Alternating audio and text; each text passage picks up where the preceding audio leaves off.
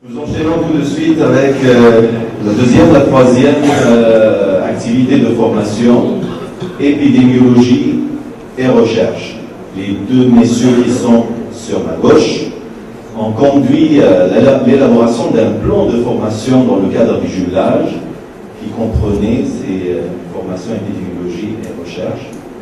Je veux bien présenter monsieur Rachid Louis Selmi, directeur de l'ISPED, Institut de santé publique de l'épidémiologie et de développement de Bordeaux, et M. Marc Gastelu, directeur du département international et tropical à l'INVS. M. Selmi. Merci Simon et bonjour à tous. Je suis très heureux d'être ici pour vous dire un petit peu quelle a été l'application de l'ISPED dans ce jumelage. Et je voulais faire mon exposé autour de trois mots-clés: enthousiasme, collaboration et un mot-clé que je ne résiste pas à prendre à Madame Elarquois, exponentiel. Alors, il y a trois activités pour ces trois mots-clés. Bon, l'ISPED a été dans la formation, j'y reviendrai, mais aussi un petit peu dans l'accompagnement de la réflexion sur l'évolution du système de surveillance épidémiologique, puis sur le programme de formation en épidémiologie d'intervention et la formation à la démarche et aux méthodes de la recherche. Alors, juste quelques mots justement pour illustrer le mot-clé enthousiasme sur la réflexion sur l'évolution du système de surveillance épidémiologique. Moi, j'ai été très vite impressionné sur le degré de qualité de la réflexion des collègues marocains, sur la réflexion sur les objectifs à atteindre, sur les étapes d'analyse à envisager, qui témoignait de la maturité de la plupart des intervenants des différentes structures impliquées dans la surveillance au Maroc. Malgré le fait, je voudrais souligner ça quand même, que ça a été un effort assez important, puisque au début du jumelage, la réflexion, comme on le verra un petit peu plus tard, était très orientée, de manière non surprenante, vers la conception du système informatique autour des laboratoires. Et il y a eu une réorientation qui très vite s'est faite et qui a été très, très mûre et très riche autour de la conception d'un vrai système d'information de santé publique dans toutes les dimensions qui ont déjà été évoquées par d'autres intervenants ce matin. Et tout ça s'est fait avec un enthousiasme qui, pour un expert, d'ailleurs, est toujours une source de satisfaction. Alors maintenant, puisque c'est le thème principal de ce qu'on m'a demandé de présenter avec Marc Gastelu, la construction de la formation autour de l'épidémiologie, comme l'a dit Simon Naïm, ça s'est fait en collaboration rapprochée avec l'INVS, en concertation totale, dans la prolongation d'ailleurs de conventions de formation que nous avons déjà avec l'INVS et d'autres conventions. Alors, on a conçu un programme de formation à l'épidémiologie d'intervention qui a duré 3 semaines, en avril 2010, mai 2010 et octobre 2010, et qui proposait une approche progressive de l'épidémiologie de terrain telle qu'elle doit être comprise et intégrée par des responsables de laboratoires de santé publique. Il fallait garder ça en tête, que c'était les responsables de laboratoires de santé publique qui étaient impliqués, pour faciliter une implication de plus en plus adéquate aux activités de santé publique, d'alerte, de surveillance, d'investigation, et une interaction efficiente avec les épidémiologistes des différentes structures et du réseau de terrain. Alors, les participants, 46 personnes, 47 personnes, puis 45 personnes, en tout, je crois qu'il y a eu 49 personnes qui sont passées par la formation, ont fait preuve d'une motivation qui était là aussi très impressionnante et ont participé avec beaucoup d'enthousiasme, à nouveau, aux nombreuses périodes de questions, aux études de cas très pratiques, et puis on les a fait bosser de manière très très intensive, des travaux pratiques qui leur étaient confiés, il y avait des devoirs qu'ils devaient rendre d'une fois sur l'autre, et on a été, je crois, du côté de l'ISPED, je crois, comme de l'INVS, Marc pourra le dire, par la qualité du rendu du travail et par la qualité de la participation. Alors, pour mémoire, les épidémiologistes de l'ISPED qui ont participé, je laisserai Marc citer ceux qui ont contribué de l'INVS, c'était Marianne Savès, Luc Le Téneur, qui était encore avec nous ce matin, qui est au fond de la salle et qui était avec moi pour l'autre formation, et Isabelle Bali. Alors l'accompagnement équilibré, une participation de l'INVS de l'ISPED, on avait vraiment conçu ça de cette manière, et une couverture des 3 champs d'application maladies infectieuses, maladies chroniques, santé environnementale. Et donc mon deuxième mot-clé, je voudrais souligner l'excellente collaboration qu'il y a eu entre toutes les institutions et les acteurs. Collaboration entre les institutions françaises, je pense que ça a été une manière encore d'enrichir notre collaboration, et je voudrais en remercier les organisateurs du jumelage, et entre les institutions françaises et les partenaires marocains. Troisième implication, la construction d'une formation à la recherche et démarches et méthodes de recherche. Alors initialement c'était prévu en 2 sessions, en mai et en octobre, et le calendrier a été bousculé pour des raisons volcaniques. Et donc les 2 sessions ont finalement eu lieu en septembre et en octobre. Et nous avions fixé comme objectif opérationnel de permettre aux participants, et il y a eu alors une progression, pas exponentielle, mais 17 participants à la première session, 20 à la deuxième, et puis 21 hier, puisqu'il y avait une session supplémentaire qui a été organisée.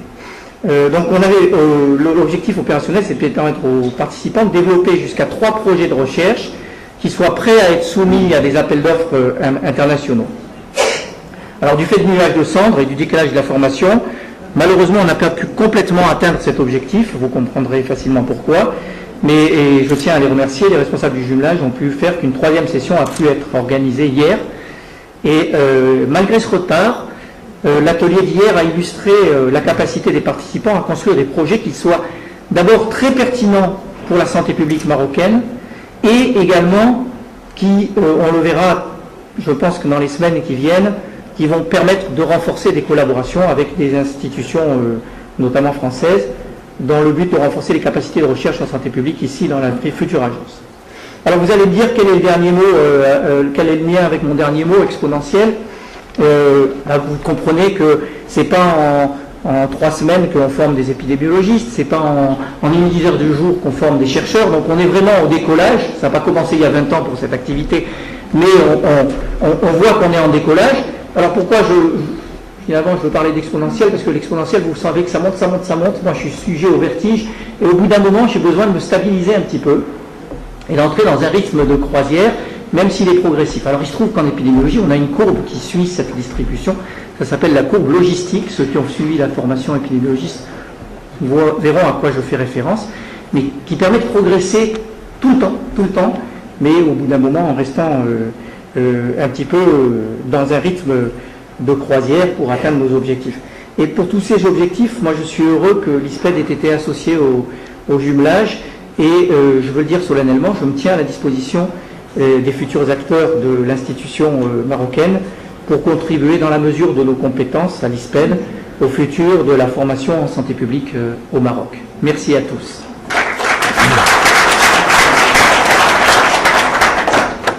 Je t'emprunte le microphone. Alors, je dois avouer que c'est pas facile de passer après Rachid. D'abord parce qu'il a fait un discours qui était assez complet, assez exhaustif, donc ça va être difficile d'être complémentaire. Il y a une autre raison, que lui connaît, moi aussi, mais c'était mon professeur, et c'est jamais facile de passer après son prof, évidemment. On a le sentiment quand même d'avoir un regard posé sur son épaule, qui est bienveillant bien sûr, mais enfin, qui est quand même critique. Enfin bref, ceci étant dit, on a, je crois, participé avec beaucoup de joie, pas mal d'enthousiasme, pas mal d'énergie aussi, à ces formations et ces formations en épidémiologie. Et je pourrais dire, et je vais y revenir, mais que ça nous a été bien rendu. Alors, l'objectif, et je vais essayer de compléter ce que tu disais, il était évidemment d'apporter un certain nombre de techniques fondamentales, comme on l'a répété assez fréquemment, compter, diviser et comparer. Mais après tout, c'est la base de l'épidémiologie, et je crois que celle-là, on l'a faite passer assez facilement.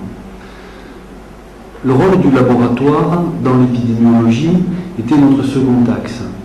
Il était important, et je crois que là-dessus, par rapport à l'ensemble des périmètres qui vont être ceux de la future agence, il était particulièrement important de rappeler évidemment comment l'épidémiologie servait la surveillance, comment elle peut servir les différentes investigations, comment en même temps on peut l'utiliser dans l'évaluation de certains tests de laboratoire, je pense évidemment notamment aux tests de dépistage, et enfin, ça a été rappelé, bien sûr, le rôle de l'épidémiologie dans les études et dans la recherche, qui est fondamentale, et je pense que là-dessus, avec cette composante, il est évident que l'agence se dote d'un certain nombre de moyens pour toujours progresser et toujours faire des travaux de qualité et adaptés. Et c'est quelque chose qui est important. Alors c'était pas facile de manier l'ensemble de ces arguments sur les maladies infectieuses, avec sa vision assez verticale, pathologie par pathologie, les maladies chroniques qui demandent quand même une vision avec d'autres indicateurs beaucoup plus longs, les espérances de vie, etc. Ou bien la santé environnementale avec sa vision qui est beaucoup plus une vision d'exposition. C'était pas facile, mais je pense que le professionnalisme des participants nous a vraiment permis de franchir l'ensemble de ces barrières et de ces difficultés. Je crois que nous avons réussi à faire passer l'idée que l'épidémiologie c'était les yeux, que sans épidémiologie on n'arrivait pas à y voir. Finalement, sans épidémiologie, cela revient à construire des programmes ou à les piloter exactement de la même manière qu'on piloterait une voiture avec un pare-brise opaque et sans tableau de bord. Et je pense que ça, tout le monde l'a perçu. Et que le rôle du laboratoire là-dedans, il est fondamental. Et moi, je remercie évidemment l'ensemble des participants d'avoir travaillé et d'avoir affiné cette vision avec nous. Enfin, je pourrais dire qu'un des objectifs était aussi celui de la communication. Participer à la surveillance et à la veille n'est pas suffisant. Il faut savoir communiquer les résultats. Tout à l'heure, j'entendais parler du mot alerte. Alerte et alarme sont deux mots qui sont différents. Si on ne sait pas communiquer, l'alerte que l'on va donner ne va pas percuter. Elle ne sera pas prise en compte. Il faut là-dessus être en mesure réellement de faire passer l'ensemble de ces résultats et de pouvoir les exprimer de manière scientifique et raisonnée. Nous avons donné des travaux à la maison et nous avons demandé une restitution. Je dois avouer que nous avons été très surpris par les résultats qui ont dépassé largement le cadre de nos espérances et la restitution s'est transformée en un véritable colloque. Et nous avons pris grand plaisir là-dessus à écouter les différents participants, à nous exposer leurs projets et à nous faire part de leur dynamisme. Alors à propos du dynamisme, j'espère que je n'empiète pas trop sur le temps, mais je voudrais dire que dans cet exposé, on m'a finalement demandé, quand j'ai dit de quoi il va falloir parler, on m'a dit dites-nous ce que vous avez appris. Alors je me suis dit ok, ce que nous avons appris, c'est ce que nous avons enseigné. Mais nous avons appris pour nous-mêmes énormément de choses. Et de ça, je voudrais aussi en remercier l'ensemble des participants. Évidemment, ceux qui ont organisé l'ensemble du jumelage, l'ensemble des directions de l'Institut Pasteur, du Centre Antipoison, de l'INH, qui nous ont accueillis. Et je voudrais remercier aussi l'ensemble des participants. Ils nous ont permis, une fois de plus, d'avoir des regards croisés. Ils nous ont permis de nous poser des questions. Ces questions-là, juste, et c'est quelque chose qui, moi, me paraît important, c'est qu'elles nous permettent de renforcer nos points forts, elles nous permettent de questionner nos points faibles, et les questions sont extrêmement pertinentes là-dessus, mais beaucoup plus important, elles nous permettent aussi de mettre en évidence nos absences. Et ça, c'est quelque chose de capital, et seul le regard extérieur nous permet de voir ça. Je pense qu'un des derniers points, et je conclurai là-dessus, que nous avons essayé de faire passer pendant ces formations, c'est que l'information pour elle-même ne vaut rien. L'information est tournée vers l'action. Alors maintenant, justement, en reprenant au bon ce mot « action », eh bien c'est ça qu'il vous reste à faire avec le développement de l'agence. Nous vous souhaitons évidemment bon courage. Nous avons envie réellement d'être avec vous, comme ISPED d'ailleurs, dans cette aventure-là. Et nous sommes évidemment prêts là-dessus à vous aider à continuer cette aventure. Merci de votre attention.